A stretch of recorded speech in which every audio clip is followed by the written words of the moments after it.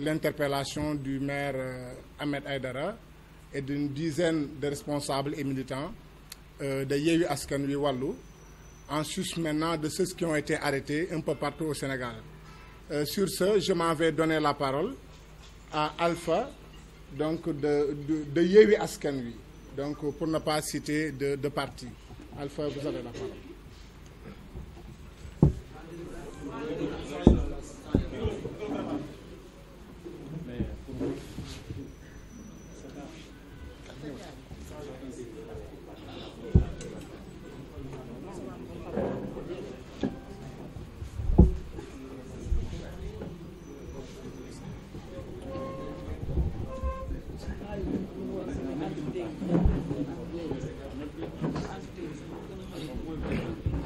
Okay.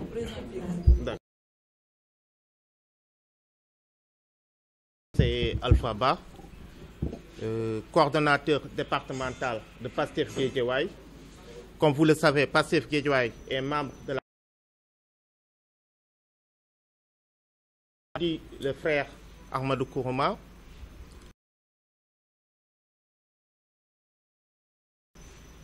Pour deux éléments. Première chose, vous nous permettrez d'abord de s'incliner devant la mémoire des frères, des citoyens sénégalais qui ont été lâchement tués lors des manifestations passées le vendredi.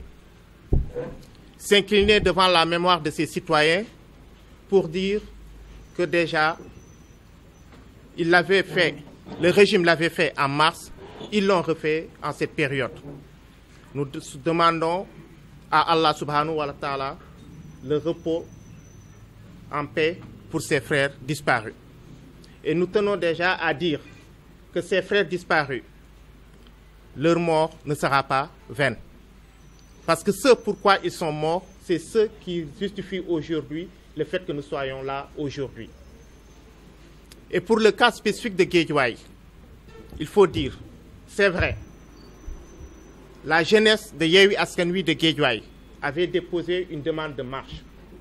Et cette demande de marche était sollicitée pour qu'elle se fasse à partir de 15 heures. Et malheureusement, sans aucune raison valable, sans aucun justificatif solide, nous avons pu constater avec consternation que des frères épris par la justice, des frères épris par la démocratie, sans aucune raison valable, que ces frères soient arrêtés. Avec à leur tête le frère Ahmed Aïdara, qui a été élu maire de la ville de Guédiawaye sous la bannière de Yewwi Askan Wi, mais aussi d'autres frères et sœurs qui sont aujourd'hui, si nos chiffres sont bons, au nombre de 14. Au nombre de 14, des frères et sœurs arrêtés. Arrêtés de manière illégale, arrêtés de manière arbitraire. Arrêtés uniquement pour intimider les autres populations de Guédiawaye. Et nous tenons à dire aujourd'hui que ces frères et sœurs, nous leur apportons tout notre soutien moral. Nous leur apportons tout notre soutien moral, mais nous leur apportons tout le soutien qu'il faudra. Et pour ce soutien, à l'heure où je vous parle, peut-être vous n'êtes pas sans savoir, ils ont tous été arrêtés de manière illégale et arbitraire à Guédiawaye, mais certains de ces frères sont détenus. Pour certains d'entre eux à Pikine, pour d'autres à Yeumbeul, pour d'autres à Thiaroye. Et nous profitons de cette occasion et de cette tribune qui nous est offerte pour remercier les frères et sœurs de Yewwi Askan Wi qui sont à Pikine, à Thiaroye, qui soutiennent ces frères-là, qui les appuient dans ces moments difficiles. Et vous me permettrez, normalement je ne devrais pas le faire, mais vous me permettrez une petite parenthèse de remercier les frères patriotes de Pastef qui sont actuellement sur le terrain pour apporter soutien à ces frères et sœurs qui sont dans les départements de Pikine et dans le département de Keur Massar. Mais aussi nous tenons à dire que ce qui se passe actuellement appelle tous les citoyens sénégalais, mais appelle particulièrement la population de Guédiawaye. Pourquoi la population de Guédiawaye? Parce que vous n'êtes pas sans savoir qu'après la défaite cuisante de Benno Bokk Yakaar lors des élections locales, nous avons retenu une phrase qui semblait anecdotique, mais une phrase qui a tout son sens, que l'ancien maire de Guédiawaye avait tenue, que le petit frère du président de la République avait tenu, en l'occurrence Aliou Sall, en disant que nous ferons tout pour que l'opposition ne puisse jamais être présente à Guédiawaye. faire tout pour que l'opposition ne puisse jamais être présente à Guédiawaye signifie faire tout pour réduire, comme l'a dit son grand frère, ndaxte jikko ci deret la, comme l'a dit son grand frère, réduire l'opposition à sa plus simple expression. Et pour lui, réduire l'opposition à sa plus simple expression, c'est arrêter les leaders de Yewwi Askan Wi à Guédiawaye. Mais nous tenons à dire, Ahmed est aujourd'hui détenu de manière illégale, comme les autres 14 frères et sœurs, par la police. Mais qu'il chasse que tous ceux qui sont autour de la table, tous ceux qui sont dans la salle, et tous ceux qui auraient voulu être là, mais qui n'ont pas pu être là, sont des Ahmed Aïdara, sont les frères et sœurs qui sont détenus. Et qu'il chasse que si, pour la revendication de la démocratie et pour la revendication de la liberté, ils sont prêts à remplir les geôles du régime en place, eh bien qu'ils ouvrent toutes les portes des prisons. Parce que nous sommes prêts à nous battre. Et nous ne laisserons pas les 40 années ou les 60 années de démocratie acquises de haute lutte que un régime vienne actuellement pour remettre tous les compteurs à zéro. Nous sommes prêts.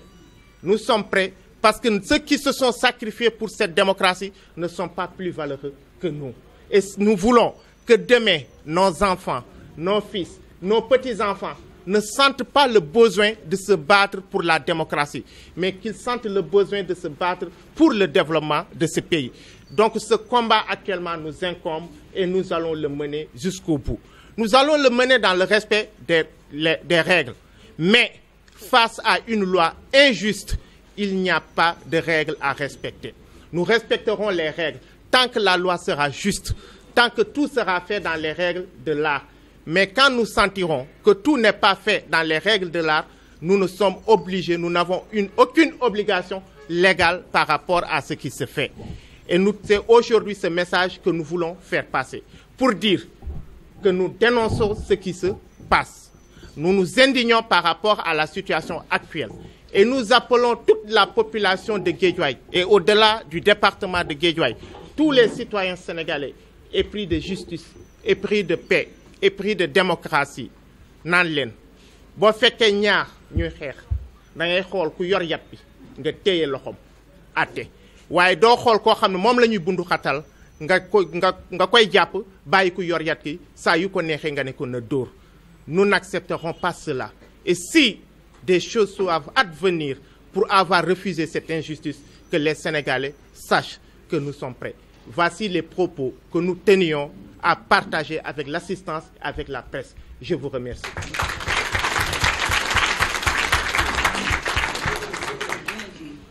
Merci Alpha. Le prochain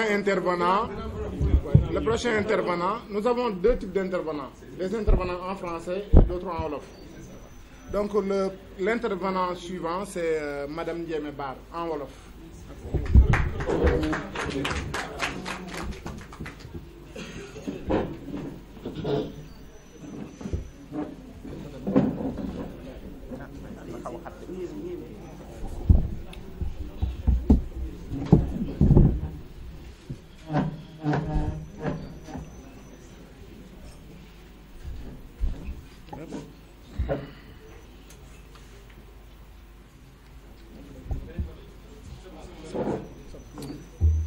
Je peux.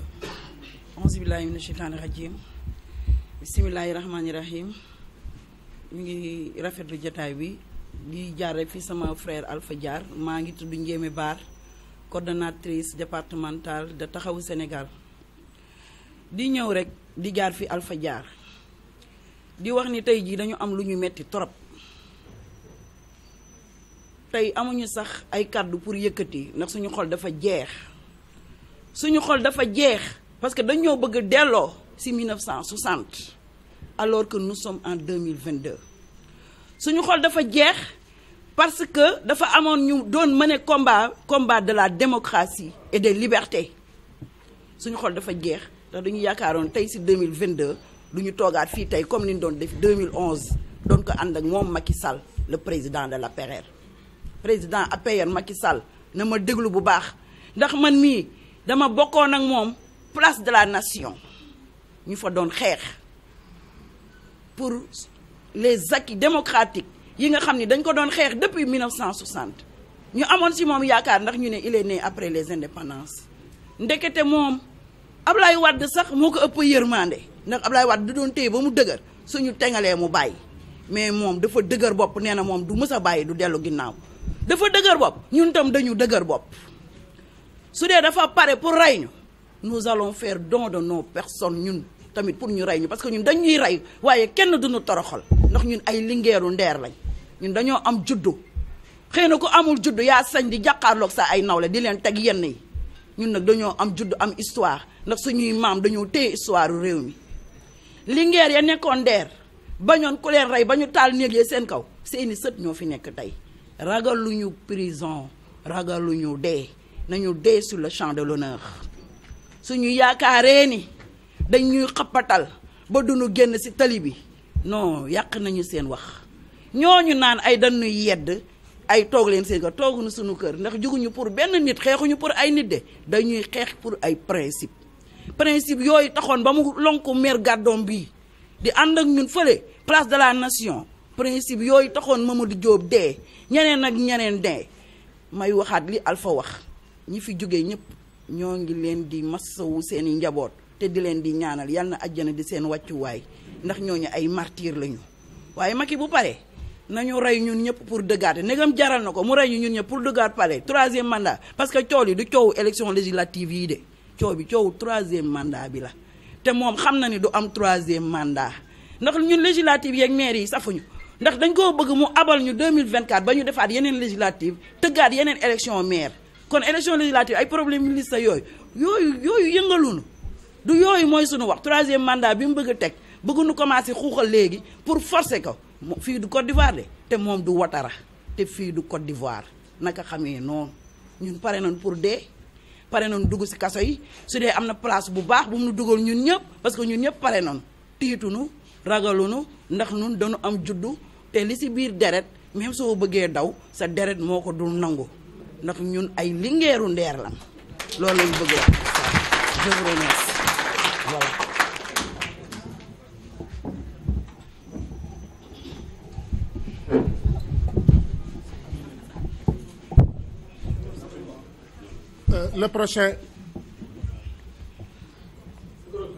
Le prochain intervenant, c'est Mbacké de PUR.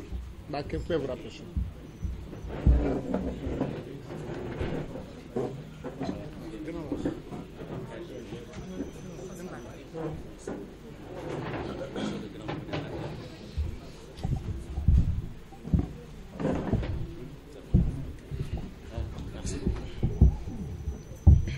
Merci. Ok.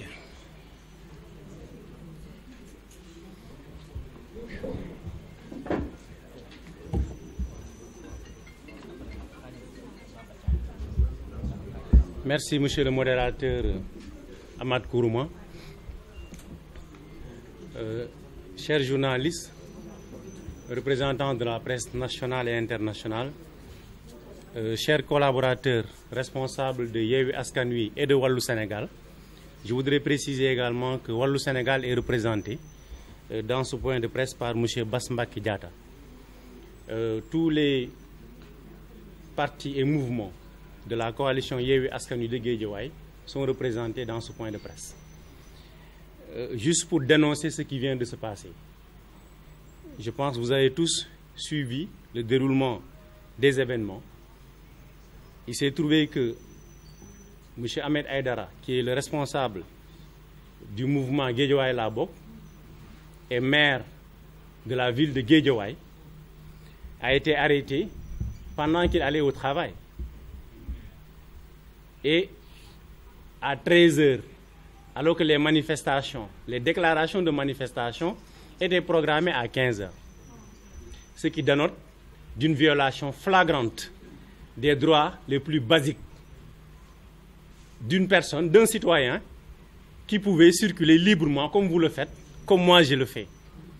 Comment peut-on interdire à un premier magistrat d'une ville de se promener, d'aller à son bureau? C'est ce qui a été fait la dernière fois. Ça montre tout simplement qu'ils ont programmé l'arrestation du maire. Ça montre tout simplement qu'ils ne peuvent pas jusqu'à présent avaler la pilule de leur défaite au local. Il y a de cela quelques mois, nous étions dans cette même salle. M. Ndim, qui est responsable de la communication, est témoin. M. Amadou Bey de GP. Ils ont voulu invalider injustement 2 listes. La liste de Yewwi Askan Wi de Golf Sud, vous vous rappelez bien, et la liste de Yewwi Askan Wi de Sam Notaire.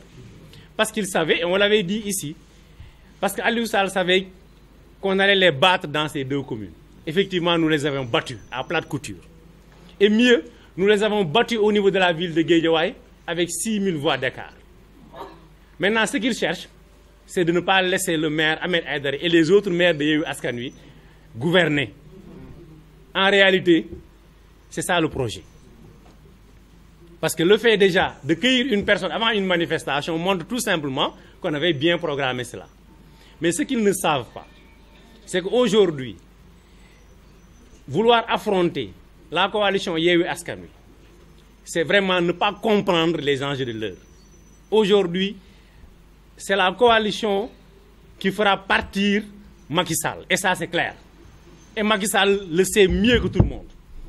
Et nous sommes aujourd'hui plus que déterminés au niveau de Guédiawaye pour nous battre, pour faire face à ce régime finissant. C'est un régime finissant. Aujourd'hui, les actes que Macky Sall est en train de poser montrent que cette personne est finie. Mais il va partir, et le plus rapidement possible. Et nous, au niveau de Guédiawaye, tous les responsables réunis sommes plus que déterminés pour nous battre. Et nous exigeons la libération de l'ensemble des détenus politiques. C'est des détenus politiques. M. Ahmed Aïdara et l'ensemble des autres 14 détenus. Nous avons été dans les commissariats. Ils n'ont même pas eu le courage de les garder à Guédiawaye. Ils ont été obligés de les disperser dans les commissariats secondaires. Mais nous avons été les voir. Ils sont courageux. Et qu'ils cherchent là où ils sont, dans leurs cellules, que tout Yewwi Askan Wi Guédiawaye, au-delà, tout Yewwi Askan Wi national est derrière eux. Les leaders de Yewwi Askan Wi se sont déplacés. Ils sont venus au commissariat rendre visite aux détenus et au maire de Guédiawaye, M. Ahmed Aïdara. Donc, juste pour dire que, en tout cas, les responsables discutent, les stratégies sont en train d'être affinées et nous ferons face. C'est ce que je voulais vraiment dire en quelques mots à l'endroit de la presse et vous remercier de votre aimable attention. Notre intervenant en Wolof, c'est Tahir Konaté du Grand Parti. En Wolof. Ok, il voulait que je...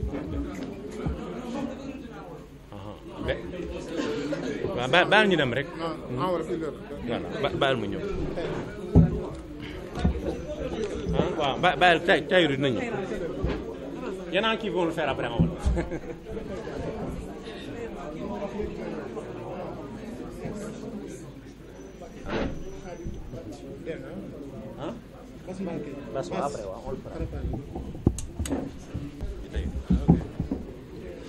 asalaamaaleykum maa ngi leen di ziar bu baax di leen jox seen wàccuwaay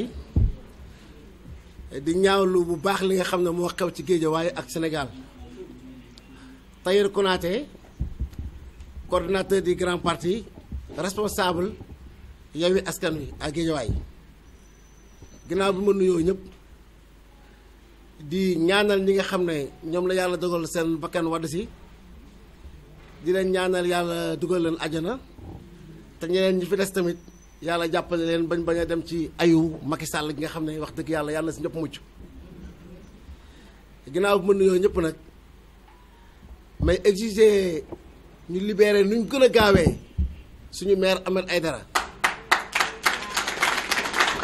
nañ ko libérer ni mu gën a gaawee ak responsable Yewwi Askan Wi yi nga xam ne ñoo nekk fii Guédiawaye li nga xam ne schéma bi nga xam ne moom la président Macky Sall teg nekk na schéma boo xam ne nekkul dara lu dul ragalloo ñu te moom xam ne ragaluñu moment bi ñu koy dàqe moom muy dugg biir maison du parti nga xam ne man ak ñun ak moom ñoo àndoon di daw ak ci moom ànd ak moom di daw ànd ak moom di ñafe ba mu am li mu bëgg kon boog moom mbedd mi ñu bàyyi woon mbedd moom la ñuy fekkaat ndax xam ne la fi nekkoon moo fi nekkaat 2011 ay jeunesse boo xam ne dañoo takk woon ànd ak moom ñoo fi nekkoon tey jii tamit jeunesse bu takku ànd ak Yewwi Askan Wi moo fi nekkaat na bëgg jàmm ki dëkk bi parce que jàmm jooju moom la ñu digoon bañ jox ko suñu dëkk bi dañoo amoon confiance ci moom amoon yaakaar ci moom amoon yaakaar bu rëy a rëy ci moom wante yaakaar ga dafa tas yaakaar ga tas na parce que bëgg na def troisième mandat bi Vaal yaa ngi koy génne chaque jour Vaal yaa ngi génne moom moo waxoon ne troisième mandat du ko wut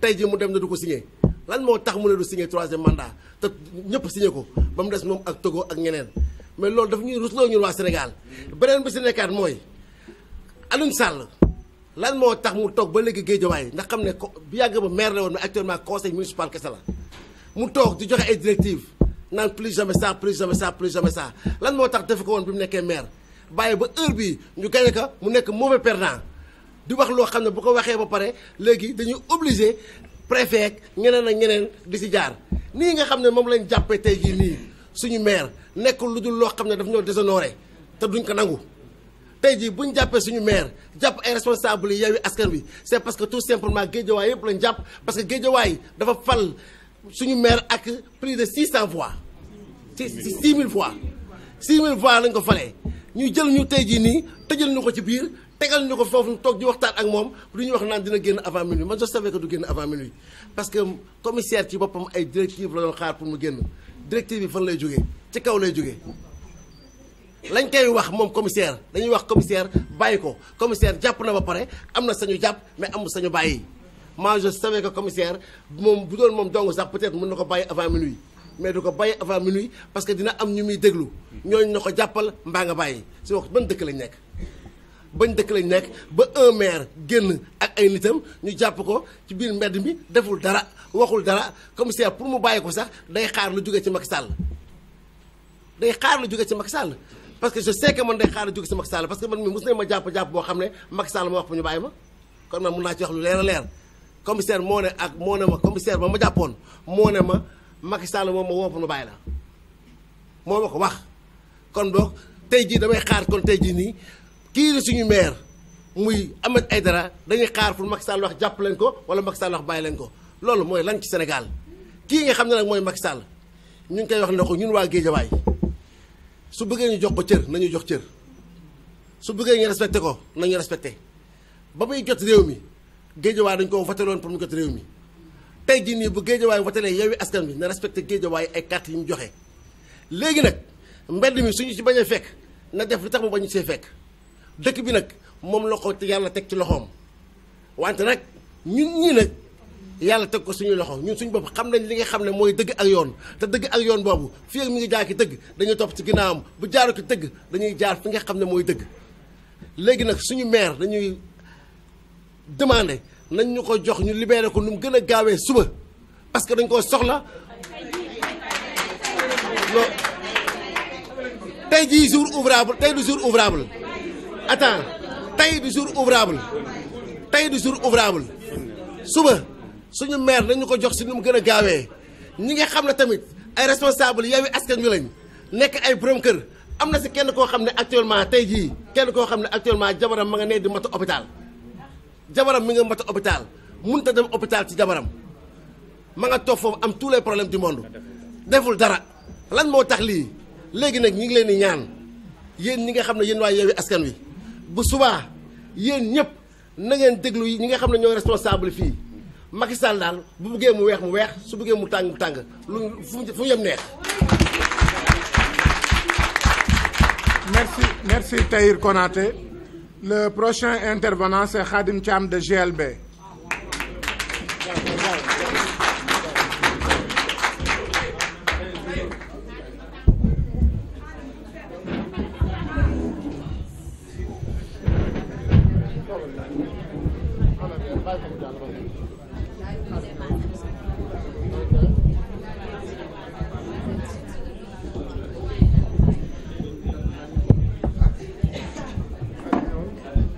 Merci.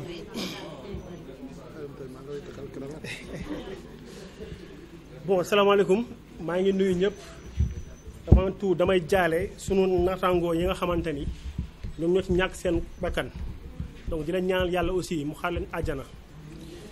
li ma mënut a comprendre mooy comment le maire de la ville de Guédiawaye ñu koy empêcher mu doxantu biir Guédiawaye te ñun ñuy ànd ak moom ñëpp xam nañ ni le maire bokkul ak l'ancien maire. koo xamante ne toog na fi 7 ans kenn mësu koo teg bët ci mbedd Ahmed chaque fois buy xëy dafay préférer di dox di waxtaan ak nit ñi di xam seen soxla ak seen lan lañ bëgg ci moom. donc kooku nag moo génn këram 11h bëgg a xëy ci mairie ba ñu arrêté ko moom ak ay nit ñu mu àndaloon loolu mu nekk une arrestation arbitraire et même illégale. léegi loolu nag man je lance un appel à tous les jeunes dañu wax ni mbajum kanam borom moo koy fajal boppam dañoo woo ci loo xamante ni ñun Guédiawaye dañoo battre campagne fii ñu gagné waa Benno Bokk Yaakaar avec plus de 6000 votes. léegi nag il faut force boobu noonu mu génn faire face à ce régime bi nga xamante ni moo ñuy empêcher ñu def li ñu bëgg a def Guédiawaye kat ñun ñoo ko moom parce que kii di ñoo ko moom mooy dañu fay am lu ñu fi taxawee. Ahmed depuis 2015 avant même muy nekk maire fam liggéey boo xamante ne dafa doon liggéey fii amul koñ boo xamante ne dina ni Ahmed mus fee ñëw amul nit boo xamante ne musu ni Ahmed mos naa am sama événement wala ma am sama naka wala bànneex mu ñëw taxaw ma ci. donc nag responsabilité boobu mu doon def ak taxaw boobu mu taxaw waa Guédiawaye il faut waa Guédiawaye ñëw répondre ko may saluer aussi les responsables de Yewwi Askan Wi départemental ak fépp fu ñu nekk lancer un appel à tous les jeunes de Guédiawaye et même tous les jeunes de ce pays ñi nga xamante ni. am nañ conviction que ni développement wu Guédiawaye suñu loxo la nekk ñoo ko war a porter ñu musa nangu nag ñoom li ñu bëgg a def ñu def ko te loolu nag ñoo ngi déglu les responsables ñun les jeunes ñoo ngi déglu les responsables de Yewwi Askan Wi départemental bu leen dégloo nag ba si kanam amuñu dara lu leer dina wàcc sur le terrain te boobaa dina métti lool ci ñoom Ahmed Aïdara nekk fi koo xamante ni gan la fi jàppuñu ko Casamance jàppuñu ko Pikine biir Guédiawaye ko jàppee boo xamante ni loolu localité am la donc nous exigeons une libération immédiate et sans condition de notre maire et de ces il y a plus de 14 personnes yu ñu jàpp et sur ces 14 il y a des femmes. je viens juste de faire le tour ci genre comment dirais-je commissariat yi nekk ci ñi nekk yëpp je viens de faire le tour ñu ngi ci ay conditions yoo xam ne dafa métti ku nekk xam ne dafa tàng Ahmed Aïdara dañu ko jàpp avec son chef de cabinet avec ses gardes rapprochés même sœuram bi mu bokk ak benn ndey mi ngi ci biir ay vieux yoo xamante ne dañoo feebar heure bi waroon fekk seen ay njaboot ñu ngi ci biir ñu toog ci tàngaay bi donc il faut ñun ñu taxaw temm ngir loolu mën a saafarawu doyen dafa wax que ni ñu bàyyi ba suba non man je dis que dañ leen war a bàyyi tey à l'immédiat dañ leen war a bàyyi tey jii au pire des cas demain matin dès 8h war nañ leen bàyyi ñu génn dem seen njaboot Ahmed Aïdara suba dafa war a xëy déjà actif dafa war a dem def revue de presse donc il faut ñu bàyyi ko mu dem def revue de presse je pense bien que loolu laa amoon lu may wax di lancer un appel à tous les jeunes di taxaw def thème nous ferons face à ce régime de Macky Sall di rappeler aussi que ni la coalition Yewwi Askan Wi day participer ci élection yi incha allah te notre tête de liste nationale sera Ousmane Sonko te Benno Bokk Yaakaar du bokk ci élection yi. Merci Khadim. Le prochain intervenant, toujours un jeune, c'est Mor Diaw, avant de donner la parole à Bass Mbacké.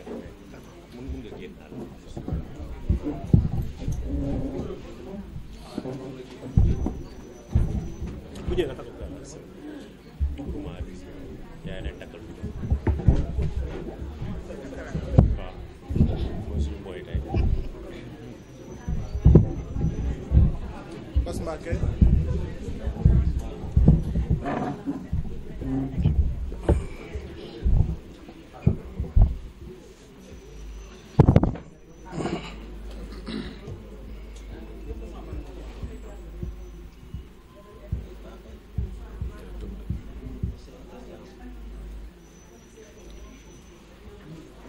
asalaamaaleykum mbokk yi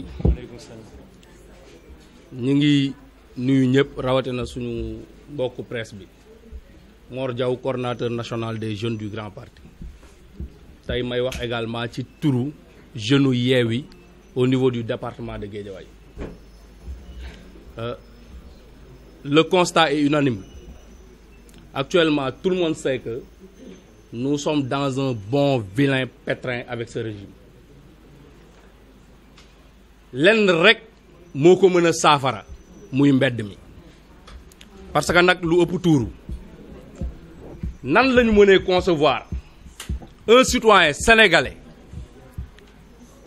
liberté d'aller et de venir bi nga xam ne nii les droits de l'homme ci boppam ñoo ko consacré de surcroît un maire de ville muy xëy di xëy nga ne doo ko xëy nga teg ko fan parce que tout simplement neex na Aliou Sall neex na Macky Sall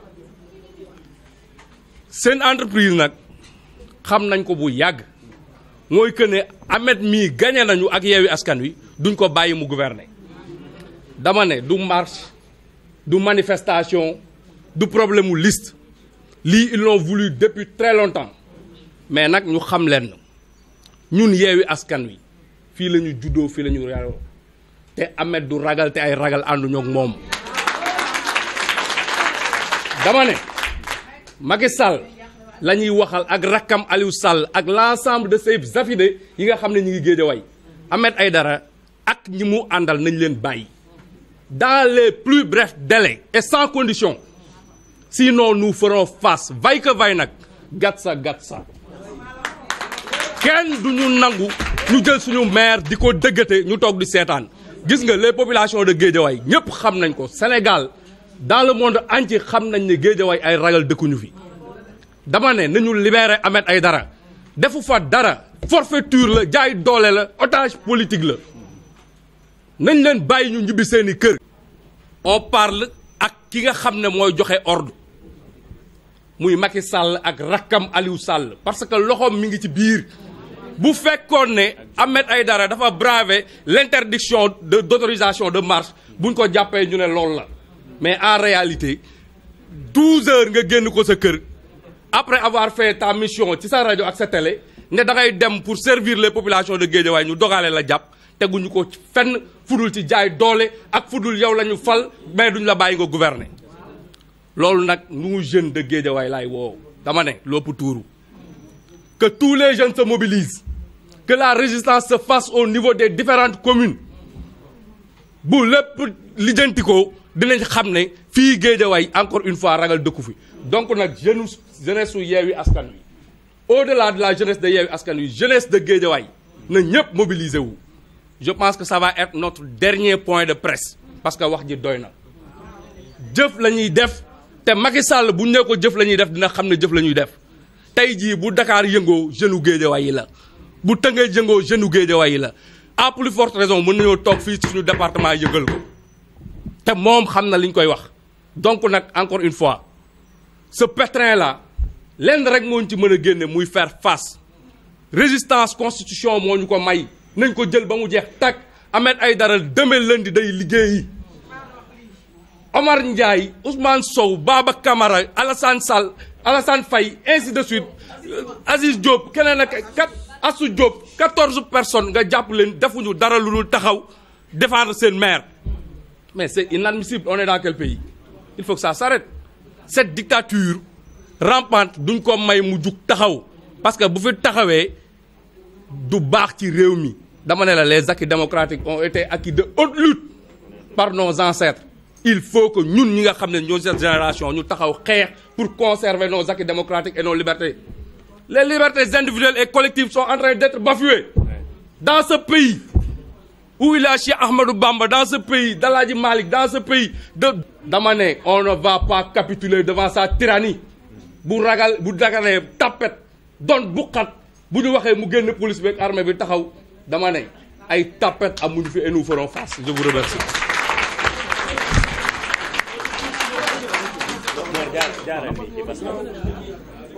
Bass Mbacké vous avez la parole.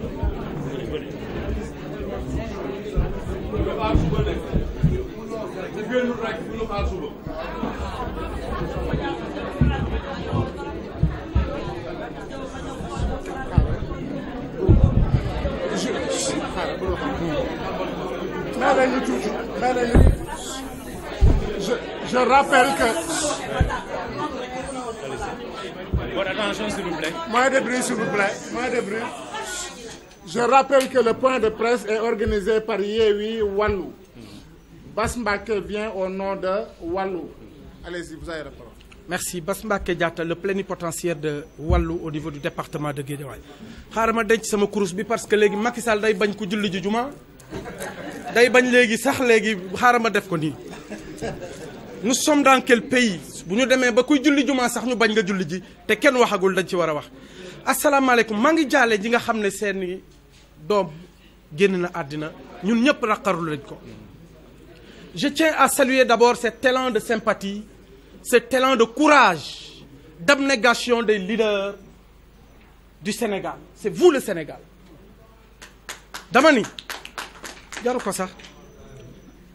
nous, on n'est pas contents. Je ne parle pas à vous, la presse. Et excusez-moi de vous avoir pas salué. Je parle aux Sénégalais. Sénégal, nous au moment où nous parlons, on a privé des Sénégalais de leur liberté. Barthélémy Dias génnul këram ñu ngi koy xoxatal di fa sànni lacrymogène askanam sonn. Au moment où nous parlons, Sonko n'est pas sorti de chez lui. Il est en train d'être malmené. Yéen waa Sénégal di ma seetaan ni ngeen toog seen kër yi. Dama ni au moment où nous parlons à Guédiawaye, notre maire a été malmené nañ ko waxate. De façon inadmissible. Quelqu'un qui a gagné mënuñoo wannaasu loolu ba tey. Dama ni bu dee da ngeen xalaat délégation spéciale nag pour ces mairies là wannaat leen ko ba mu neex ndax loolu du fi amee. Vous le Sénégal, si vous ne pouvez pas être debout pour mener la lutte avec nous, avec tous les Sénégalais, mbir mi doonatul mbiru politicien mbiru sénégalais la. waa ji nag wane na boppam ba ca CEDEAO. 3e candidature la bëgg loolu nag moom suñu bakkan dina ci rot. Dama ni yéen ñi may seetaan seen télé yi yéen ñi may seetaan seen kër jóg jot na waxtu jóg bu jotee ku jógul doo gor. Dama ni amul yaay amul papa amul yaay. Je prends un exemple en Casamance. Les femmes du bois sacré sont debout. C'est l'occasion pour moi de vous dire miu jinimbara. Dama ni quand Sonko parle, tu as l'impression que le Sénégal est Joola. Le Sénégal est Socé. Non, bàyyi leen loolu bàyyi leen waxu waaso. Macky Sall yaa ngi nërmel réew mi. Macky Sall yaa ngi toroxal réew mi. Macky Sall nag kilifa diine yi kilifa aada yi yéen suñu yaay yi suñu papa yi yéen ñëpp jóg leen kenn ku nekk fi nga toog sa kër léegi télé ci poos a xew. Ku ne na nga jël sa téléphone nga wax pour réew mi. On est en train de vivre une situation cataclysmique au Sénégal. Et désormais... When it comes to reducing sugar in your family's diet, the more choices,